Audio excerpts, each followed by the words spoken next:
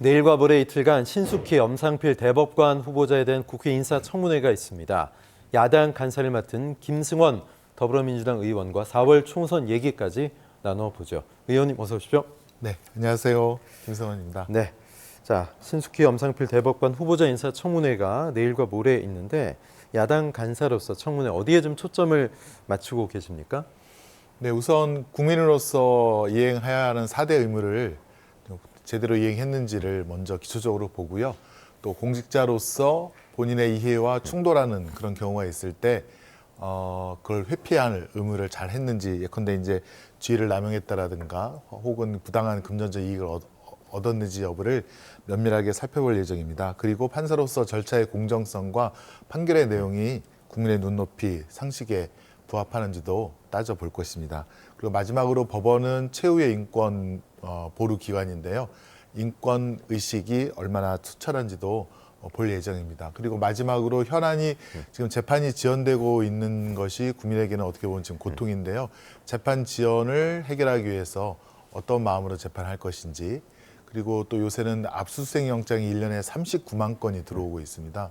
많은 국민들이 지금 경찰이나 검찰에 압수수색을 당하고 있다는 건데요. 그런 압수수색에 대한 요새 법원에서 추진하는 사전신문제가 있습니다. 네. 꼭 필요한 경우에만 압수수색하도록 하는 사전신문에 대한 후보자의 입장들은 어떤지 그런 것도 면밀히 따져서 정책적으로도 살펴볼 계획입니다. 네, 고위공직자 인사청문회 글쎄요 과거에는 뭐 위장 전입 문제나 네. 음주운전 뭐 이런 것만 나와도 치명적인 결함 사유라고 해서 그렇습니다. 참 문제가 많이 제기됐는데 요즘 어떻게 보면 이 인사청문회가 너무 형식적으로 지나는 거 아니냐 뭐 이런 얘기들도 있고 이런 지적에 대해서는 좀 일리 있다고 보십니까? 어떻게 보세요?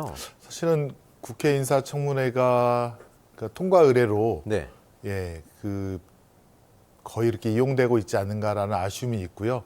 왜냐하면 이제 대통령께서 인사청문회에서 부적격을 판단을 해도 거의 임명을 강행하시기 때문에, 그래서 그런 거에 대한 국민에 대한 저희도 죄송스러움이 있는데, 이번 대법관 인사청문회는 국회의 동의가 반드시 필요한 네. 그러한 인사청문회이기 때문에 더욱더 꼼꼼하고 면밀하게 국민을 대신해서 한번 따져보도록 하겠습니다. 예, 이제 민주당 얘기로 좀 넘어가 보죠.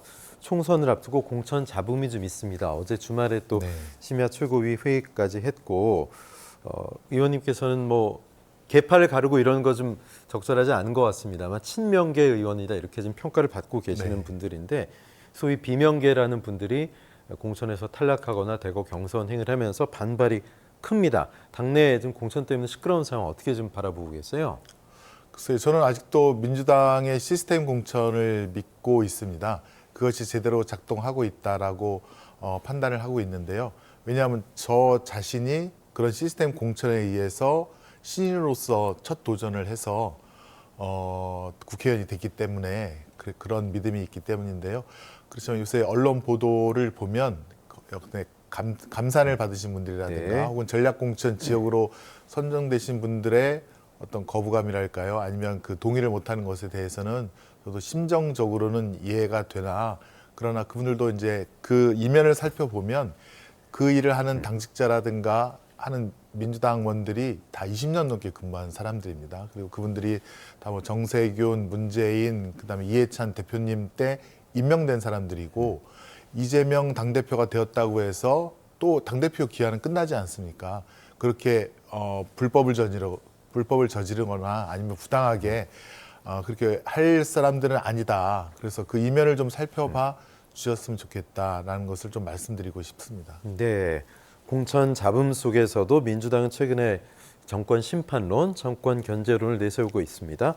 의원님께서도 윤석열 정부의 폭정을 저지하겠다 이런 얘기 수차례 하셨는데 어떤 이유에서 이런 말씀하신 겁니까? 네, 현장 지역을 다녀보면 정말 민생이 파탄날 정도, 또 경제가 너무 침몰할 정도로 어렵다는 말씀을 많이 하십니다. 네. 그것이 초부자 감세라는 작년 세수 52조 원을 결손시키고, 그래서 한국은행 마이너스 통장 110조를 쓰게 하는 그런 그 결과를 일으켰는데요.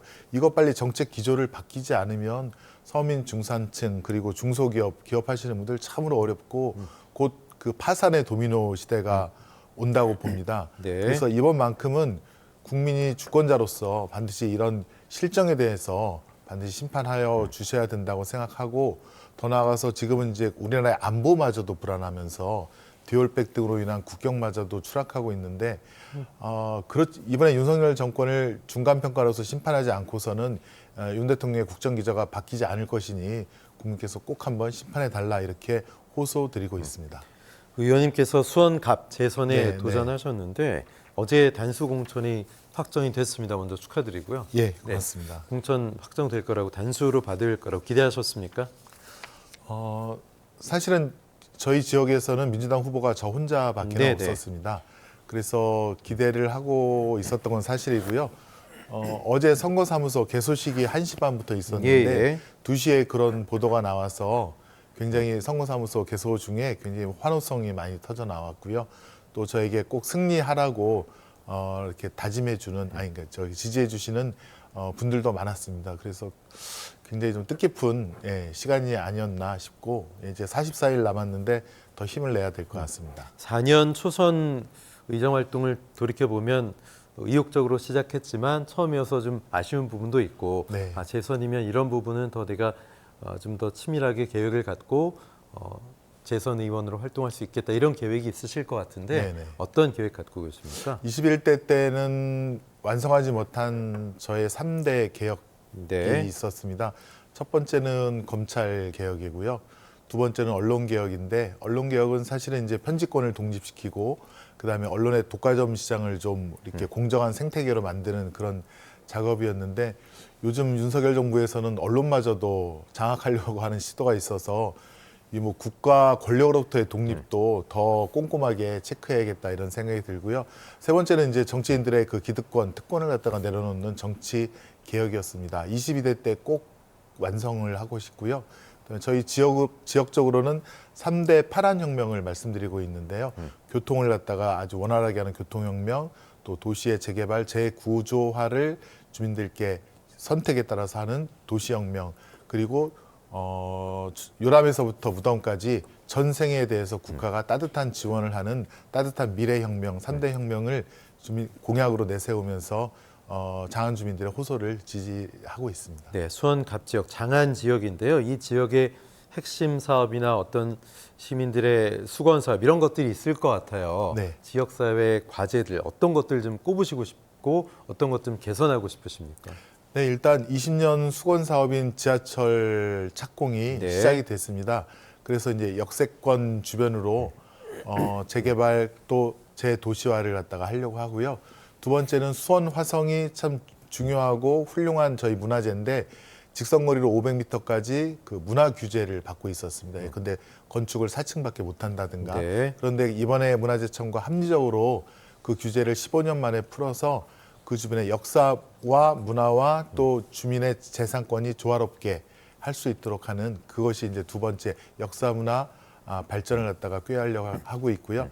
세 번째는 이제 아까 말씀드린 대로 출생에서부터 결혼, 출생, 양육, 그리고 청년, 그러니까 중장년, 노년까지 국가가 꼼꼼하게 지역에서 이렇게 케어를 해서 저출생 고령화의 위기를, 인구 절벽의 위기를 우리 장안구가 시범적으로 돌파할 수 있는 저출생 고령 지구 네. 특구를 갖다가 선정을 받아서 한번 시범적으로 그 인구 위기 절벽을 갖다가 꼭 한번 극복해 보고 싶습니다. 말씀하신 것처럼 어제 선거사무소 개소식을 했는데 네. 선거사무소 방문의 날, 그래서 좀 특별하게 하신 것 같아요. 네. 많은 분들이 오셨다고 하는데 어떤 식으로 하신 거예요?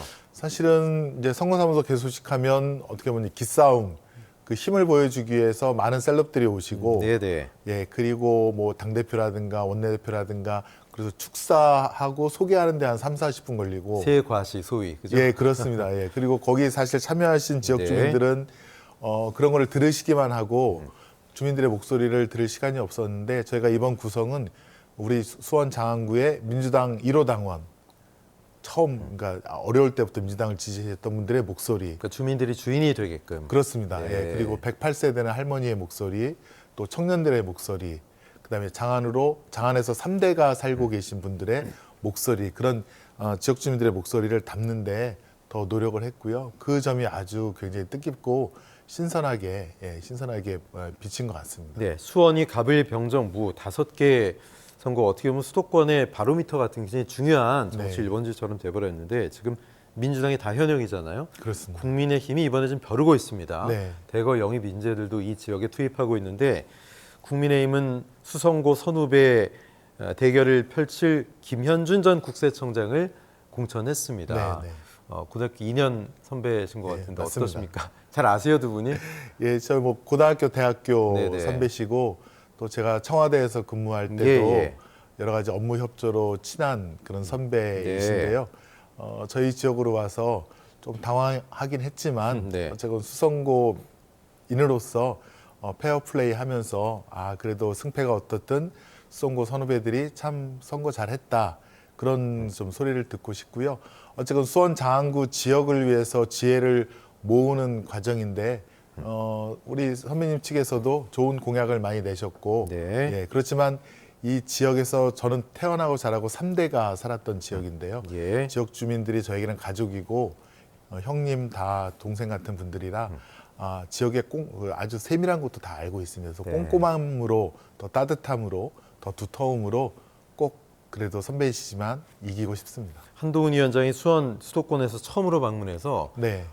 경부선 지하화 얘기하면서 이거는 좀 꼭 하자 이렇게 얘기했거든요. 네, 네, 네. 그건 여야 관계없이 수원의 수건 사업 아닙니까? 어떻게 생각하세요? 맞습니다. 예, 저희 민주당은 예전부터 오래전부터 주장을 해오고 요구를 해왔던 것인데 윤석열 정부에서 뭐 별다른 반응이 없다가 이번에 그것을 핵심 공약으로 내세워서 네. 너무나도 반갑고요.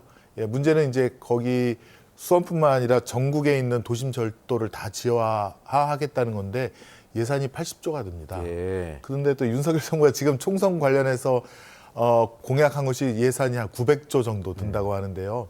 도대체 이 예산을 어떻게 마련하고 또 우선순위, 시급성을 어떻게 할 것인지 정말로 걱정이 되고요. 그러니 차라리 일단 지하철 착공한 것부터 빨리 네네. 예, 동탄 인덕원선, 신분당선부터 완공을 시켜놓고 그다음에 뭐 그다음에 지하철을 지하화하든 아니면 뭐 강남고속도로를 지하화하든 그걸 갖다가 한번 추진하자. 저는 그렇게 한번 말해보고 싶습니다. 네, 꼭 필요한 거 우선순위로 됐으면 좋겠습니다. 네, 마지막으로 당부하고 싶으신 말씀 그리고 지역 구민들께 한 말씀 해주십시오. 네, 장안주민 여러분, 저는 항상 우리 수원 장안주민 여러분이 따뜻하고 참 공정하시면서 멋진 그런 주민으로 그렇게 생각을 하고 있습니다. 저에게는 가족과 같이 더할나없이 좋으신 분들인데요. 여러분께서 목소리 내지 못한 것들 제가 대신해서 목소리 내고 또 여러분께서 원하시는 것들 제 이 주먹과 힘으로 반드시 실천해 내겠습니다. 다만 이 위기에 빠진 대한민국 국민께서 우리나라의 민주화와 경제 성장을 이루어 주셨듯이 이번에 윤석열 정권에 대한 심판을 통해서 국민이 주권자임을 다시 한번 보여주시기 바랍니다. 대한민국을 구해 주십시오. 고맙습니다. 네, 민주당 수원갑 지역구 의원이신 김승원 의원이었습니다. 고맙습니다. 네, 감사합니다.